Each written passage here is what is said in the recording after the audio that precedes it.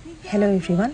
আজি আপোনালোকৰ বাবে প্ৰিমিয়াম কোৱালিটিত এযোৰ কেঁচা কটনৰ মেখেলা চাদৰ লৈ আহিছোঁ আৰু এই মেখেলা চাদৰযোৰৰ কালাৰটো থাকিব মেৰুন কালাৰত আৰু মেখেলা চাদৰযোৰত এটা খুব ধুনীয়া ডিজাইনেৰে কাপোৰযোৰত কাম কৰি থোৱা থাকিব আৰু কাপোৰৰ কোৱালিটি খুবেই ধুনীয়া। এইখন হৈ যাব ইয়াৰ চাদৰখনৰ মাজৰ অংশত সৰু সৰু বিন্দি বুটাৰে কাম কৰি থোৱা থাকিব। লগতে চাদৰখনৰ দুয়োটা সাইডত থাকিব এই ডিজাইনটো। চাদৰখনো যথেষ্ট আহল বহল হ'ব, যিকোনো ধৰণৰ মানুহে ল'ব পাৰিব ধুনীয়াকৈ চাদৰখন। লগতে কেইটা থাকিব চাদৰ পটিকেইটা খুব মৰম লগা হয়। লগতে এখন থাকিব মেখেলাখন আৰু মেখেলাখনো যথেষ্ট আহল বহল হয়। লগতে এইটো হৈ যাব ব্লাউজৰ পটিটো।